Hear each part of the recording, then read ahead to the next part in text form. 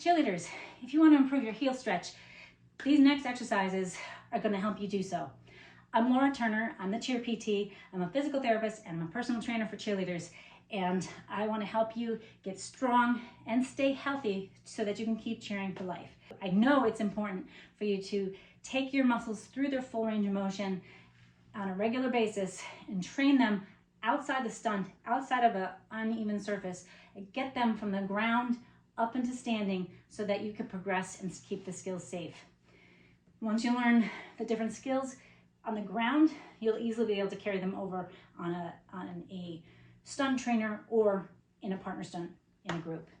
So check these exercises out, and if you have any questions, let me know. I look forward to seeing you in the first exercise. This is an active hamstring stretch. You're gonna need a large band, or you could even use a bath towel if you want. I like to use these extra long bands that are assistance bands. They give you a little resistance, but it's not necessary. Just use your regular long bath towel. So this exercise you're gonna do if you can't lie on your back and raise your leg up and grab your foot into a heel stretch. This you can do, we're gonna do it straight up and down today, but you could do it up and out to the side, or you could do in circles, you know, as if you're gonna reach and grow. Whatever we do on one side, you're gonna repeat on the other side. So to start, we're gonna lay on your back, wrap the band or the towel around the ball of your foot, and straighten your leg. So this, you're gonna pull down, lock your elbows into the floor, keep your chin tucked, neck long, ribs down, and your straight leg, and both legs straight. You're gonna raise the opposite leg up to meet it. You can have this top leg up as far as you comfortably can, that you feel a nice stretch, but we're going for the dynamic work on the opposite leg. We'll repeat on the other side. Keep that leg straight. Both knees need to stay straight. Make sure you maintain your posture cues. You can bring it up and out to the side. As you can see, I need more control. Try for 5 to 10 repetitions on each side. It should feel like a nice stretch. This will help you get your mobility so that you can, once you can do it on the floor, then you can work on raising your leg up and standing. This exercise is an adductor rock. We're going to start on all fours, making sure that your knees are directly underneath your hips and your hands are underneath your shoulders. Keep your chin tucked, the back of the neck long, the ribs down, and your shoulders out of your ears. You're going to place one foot out to the side, and we're going to rock back towards your heels. Your back toe should be tucked under with a flat foot, not pointed, just as if you were standing up and weight bearing. You can switch it, have your knee bent, and drive your knee over your foot. To really work the ankle and the adductor in multiple planes, give a little rock forward and back. It'll allow your foot to move as you're weight shifting. Whatever we do on one side, we're going to do on the other. If you want to add a little rotation, you can rock your foot back. That will help with toe touches and with your heel stretches. If your foot is straight, keep the pinky toe pressed into the floor. Again, we'll bend the knee, drive the knee over the toe.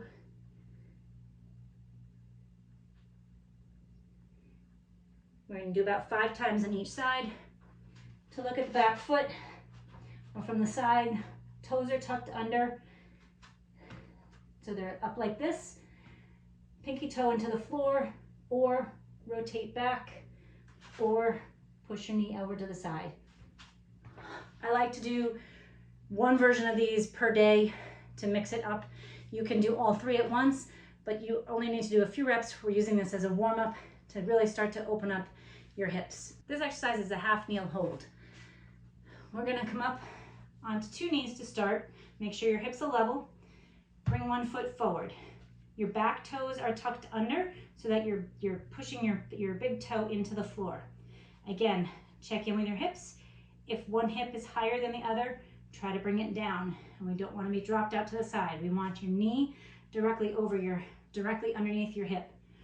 Once you can maintain this position pretty solidly, you can make it harder by moving the front foot across midline. You can see it starts to challenge my balance a little bit more. Again, we're looking that the hip should stay level, the knee should stay directly underneath your hip. If you can do that pretty solidly, come back to center and work on lifting your back foot. Now what we don't want to do is lean backwards. So we're going to repeat this on the opposite side. Starting in neutral, the front leg, the ankle is right underneath your knee. The back foot is tucked under. The down leg is directly underneath your hip, and your hips are level. Keep your chin tucked, ribs down, shoulders relaxed. If that's easy, walk your foot across. Once you can balance there, you can work on lifting this front leg and holding. Making sure we're not compensating and losing our form. We're maintaining that solid position with our knee under our hip to keep the balance and strengthen your hip. This is a great exercise to work on the down leg of your heel stretches, and it will help improve stability for all your stunting. This is the world's greatest stretch because it combines a whole lot of exercises all in one. We're going to start off in a push-up position with your hands directly underneath your shoulders and your hips level. Keep your chin tucked, neck long, shoulders out of your ears, and ribs down.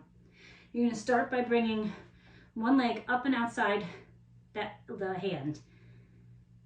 You're going to hold there for a second, come in and grab your wrist, come in and grab your ribs, rotate towards the ceiling, raise your hand up, come back down, shift back into a hamstring stretch with the toes lifted. Come back, let the knee go over the toe, go back into your push-up, rotate the opposite hip, rotate your body up towards the ceiling, come back into that plank, push back into the hamstring, and back to the push-up. I recommend 3 to 5 times on each side. You can do this as a walking motion to really get some mobility in. You can break it down into doing each part if it's too much to do all together, but we like the combination of hip flexor, trunk rotation, and hamstring mobility that's taking us in and out of that range of motion and creating core stability at the same time. It's a great exercise to help carry over into a heel stretch or into helping improve your jumps. This hamstring exercise will mimic what you do every step that you take as you walk. It's a great exercise. You could do it anywhere. I do it when I'm pumping gas or at the grocery store. But it's also important you can include it in the end of your warm-up because you'll take your body through different planes of motion. You will create length through the back of the leg, which is what we want when we're pulling our leg up into a heel stretch or into a toe touch. So do it barefoot if you can. Allow your feet to move. If you wobble as you start, that's quite all right. You're going to start with your feet parallel. You're going to step back with your one foot and sit back like you're sitting into a chair, allowing those front toes to come up just a little bit. Tuck your bottom under, and you can give a reach forward. And then you're going to come up and step together. From the side, we are stepping back, sitting back, tucking your bottom under, reaching forward. If you feel too much work in the leg that's stepping, you're going to actually step back, sit back, tuck your bottom, reach your hands towards that bent leg, the leg you stepped back with. That's going to drive weight into the front heel. So 3 to 5 reps of those. From there, you can make it into a clock exercise. As you step back at 6 o'clock, 5 o'clock, 3 o'clock, 1 o'clock, 7 o'clock. Work the clock motion in each direction that will help improve the length and create dynamic mobility in each joint. Again, we are stepping back, sitting back, tucking the bottom under, reach your hands forward, or reach your hands towards the bent knee to get the weight into that front leg. And then working it from the clock. 6 o'clock, 7 o'clock, 9 o'clock, let your foot rotate, 11 o'clock, and back over to 5 o'clock. You want to try and keep that front leg straight. You can see this one's a little challenging for me.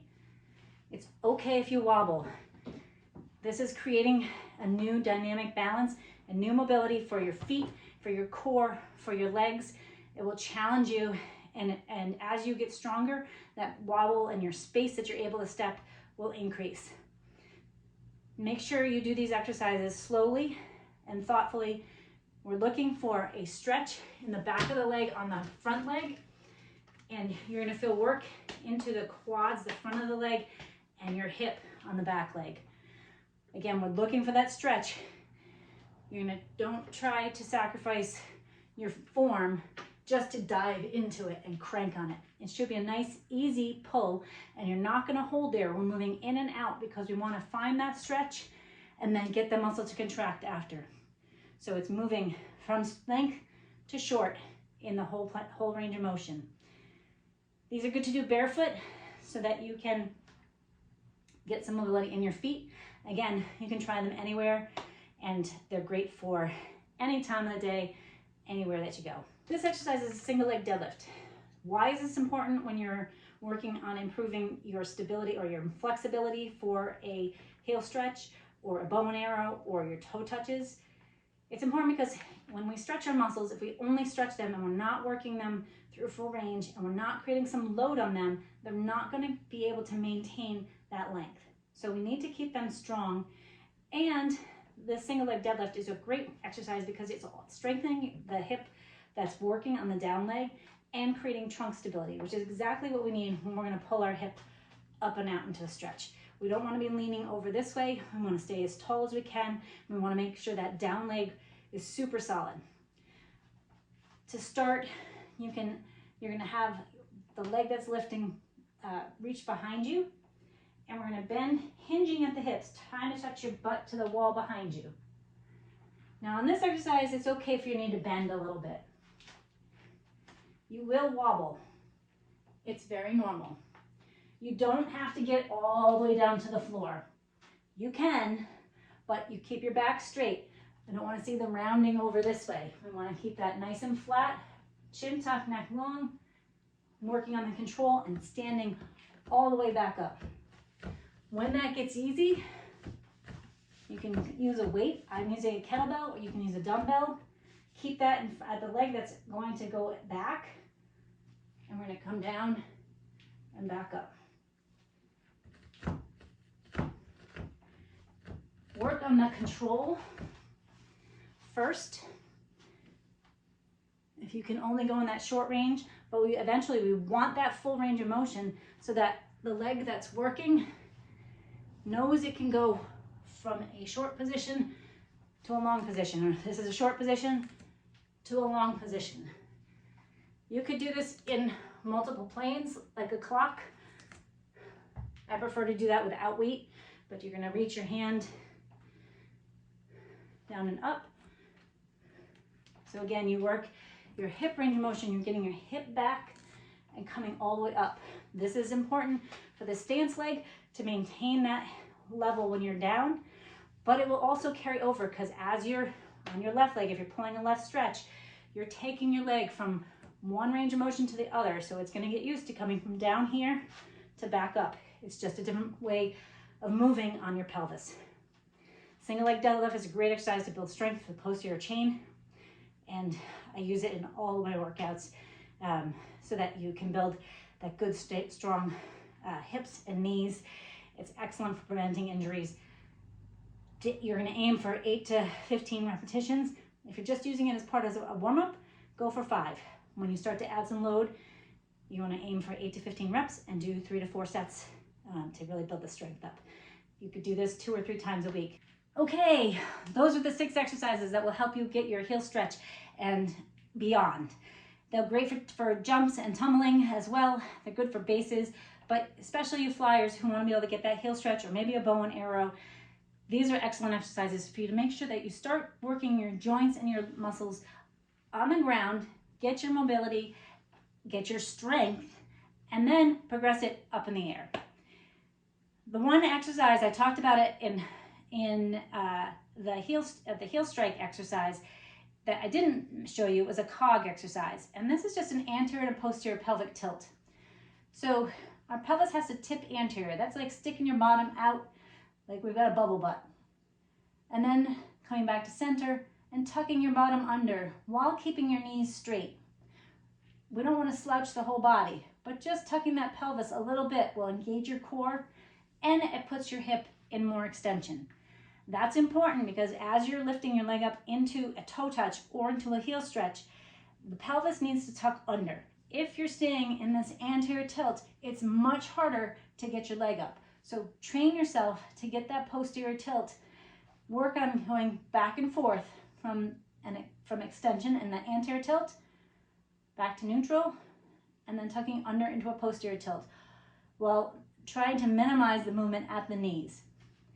Creating that good hip mobility and that pelvic mobility will carry over into everything that you do. Help prevent back pain. It'll help strengthen your knees so that you can move easier and all your stunts and tumbling would be better.